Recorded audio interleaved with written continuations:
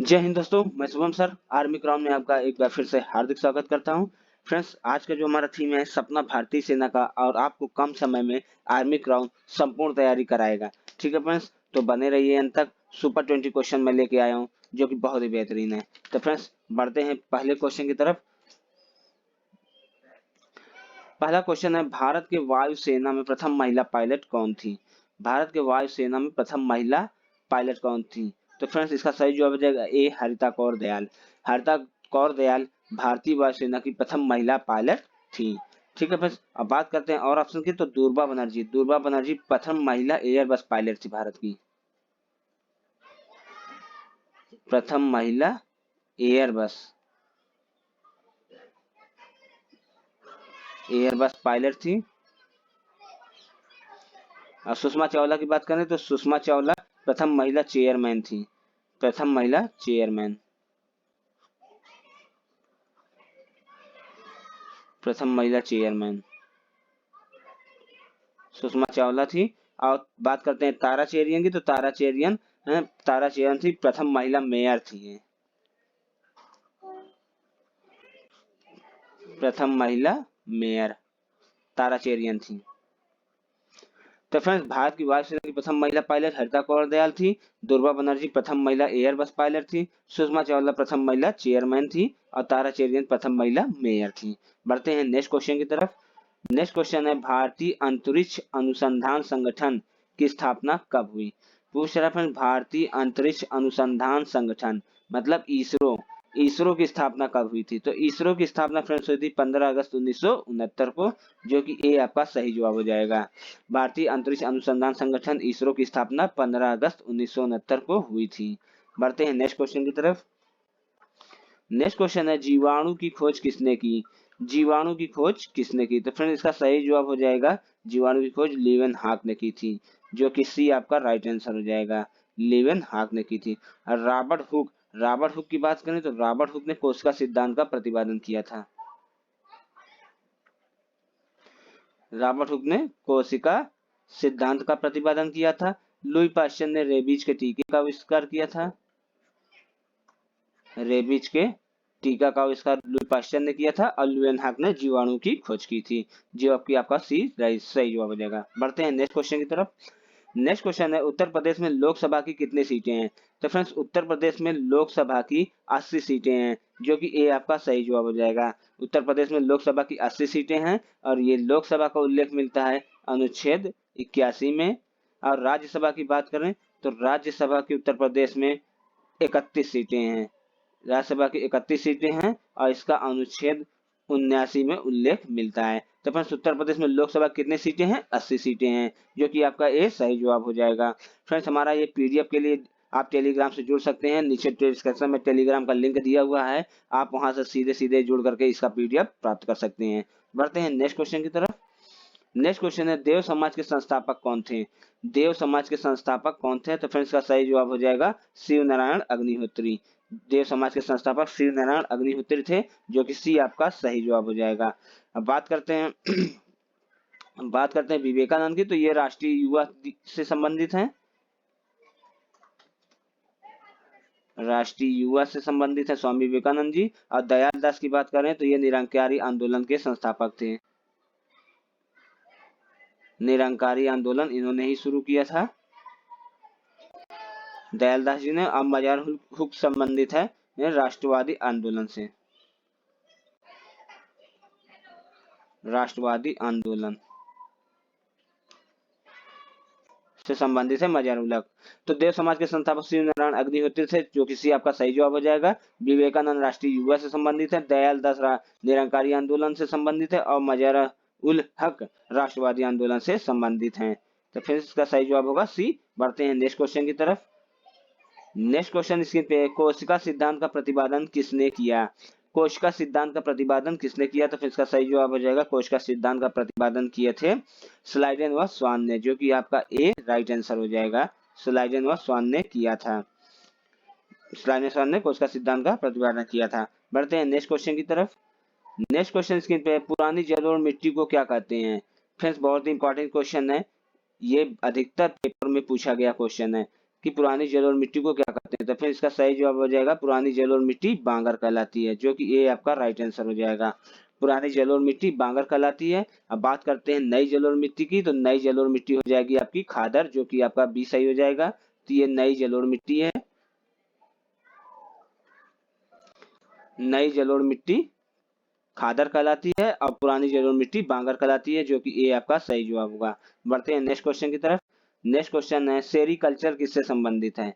Sericulture किससे संबंधित है फ्रेंड्स? सेरीकल्चर रेशम कीट से संबंधित है, जो कि ए आपका सही जवाब हो जाएगा। रेशम कीट से संबंधित है सेरीकल्चर और मधुमक्खी से संबंधित है एपीकल्चर। मधुमक्खी से संबंधित है एपीकल्चर, मत्स्य से संबंधित है पीसी कल्चर, मत्स्य से संबंधित है पीसी कल्चर और अंगूर से संबंधित है वीटी कल्चर। तो फिर सेरीकल्चर संबंधित है रेशम कीट से, जो कि एक आपका सही जवाब हो जाएगा। मधुमक्खियों का अध्ययन किया जाता है एपीकल्चर में, मत्स्य का अध्ययन किया जाता है पीसी कल्चर में और अंगूर का अध्ययन किया जाता है वीटी कल्चर में। तो बढ़ते हैं नेक्स्ट क्वेश्चन की तरफ। नेक्स्ट क्वेश्चन स्क्रीन पे, ऋतुओं के आधार पर फसलें कितने प्रकार की होती हैं? भारत में ऋतुओं के आधार पर फसलें कितने प्रकार की होती हैं? तो फ्रेंड्स इसका सही जवाब हो जाएगा ए 3 प्रकार की होती हैं। 3 प्रकार की होती हैं, तो कौन कौन सी होती हैं फ्रेंड्स? तो 3 प्रकार की हैं। पहली रबी की फसल, रबी की फसल, दूसरा है खरीफ की फसल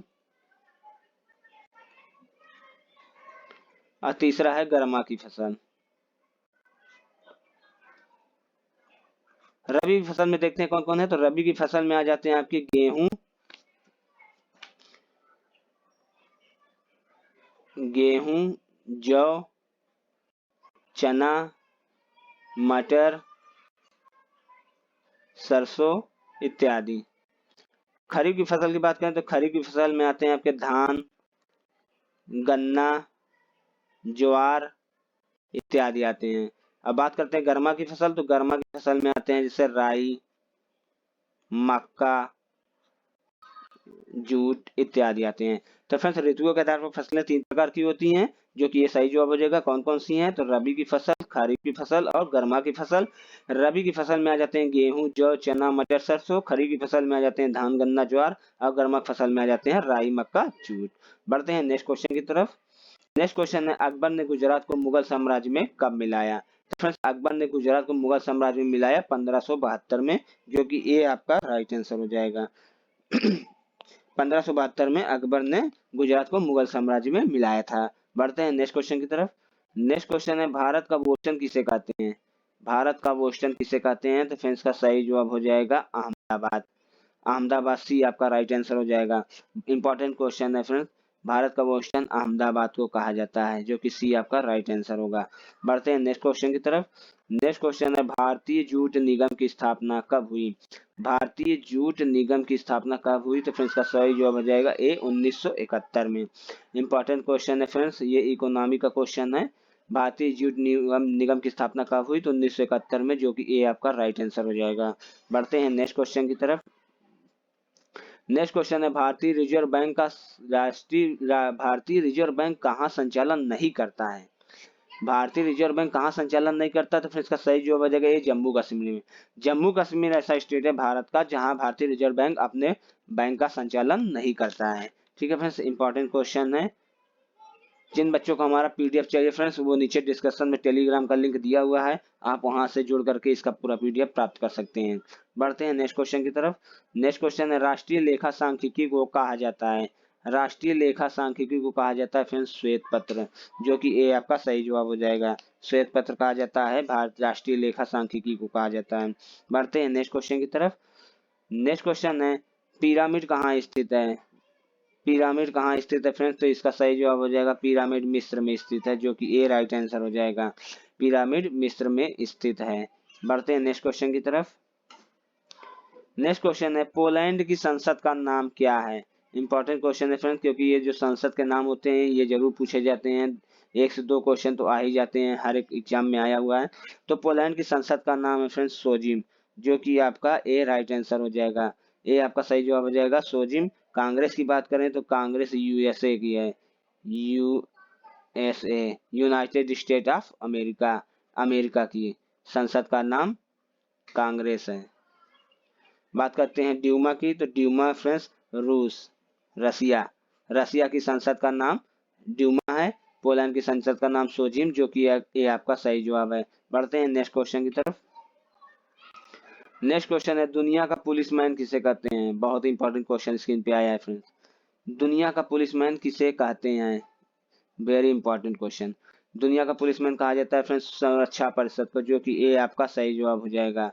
ए आपका सही जवाब हो जाएगा। सुरक्षा परिषद को दुनिया का पुलिसमैन कहा जाता है कि मतलब कि जैसे कि किसी भी देश या किसी भी देश पे कोई आपातकाल लगता है या तो कोई आपात आता है, तो दुनिया का पुलिसमैन सुरक्षा परिषद उसे सहायता प्रदान करती है। तो सुरक्षा परिषद इसका सही जवाब हो जाएगा। बढ़ते हैं नेक्स्ट क्वेश्चन की तरफ। नेक्स्ट क्वेश्चन है रिपब्लिक के लेखक कौन है।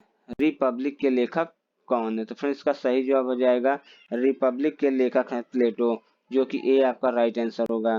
प्लेटो रिपब्लिक के लेखक थे। न्यूटन की बात करें तो न्यूटन की है प्रिंसिपिया, प्रिंसिपिया पुस्तक जो न्यूटन की है। होमर की बात करें तो एयरपोर्ट, होमर ओडिसी, ओडिसी के लेखक होमर थे। बात करते हैं हेले की, तो एयरपोर्ट के लेखक आर्थर हेले थे। एयरपोर्ट के लेखक, इनका पूरा नाम है आर्थर हेले। ठीक है, तो रिपब्लिक के लेखक कौन थे, प्लेटो थे, जो कि ए आपका सही जवाब हो जाएगा। प्रिंसिपिया न्यूटन की पुस्तक का है। ओडिसी होमर की पुस्तक का नाम है और एयरपोर्ट के लेखक हेले थे। बढ़ते हैं नेक्स्ट क्वेश्चन की तरफ। नेक्स्ट क्वेश्चन है तीनों सेनाओं का मुख्यालय कहाँ है। फ्रेंड्स तीनों सेनाओं का मुख्यालय थल सेना, जल सेना, वायु सेना का मुख्यालय दिल्ली में, नई दिल्ली में स्थित है, जो कि बी आपका राइट आंसर सही जवाब हो जाएगा। तीनों सेनाओं का मुख्यालय दिल्ली में स्थित है। बढ़ते हैं नेक्स्ट क्वेश्चन की तरफ। नेक्स्ट क्वेश्चन स्क्रीन पे है चेपक स्टेडियम कहाँ है। चेपक स्टेडियम कहाँ पर है, तो फ्रेंड्स का सही जवाब हो जाएगा चेपक स्टेडियम चेन्नई में है, जो कि ये आपका राइट आंसर हो जाएगा। चेपक स्टेडियम चेन्नई में स्थित है। कोलकाता का है Eden garden, Eden garden Kolkata में है। चेपक स्टेडियम चेन्नई में है, जो कि ये आपका राइट आंसर सही जवाब हो जाएगा।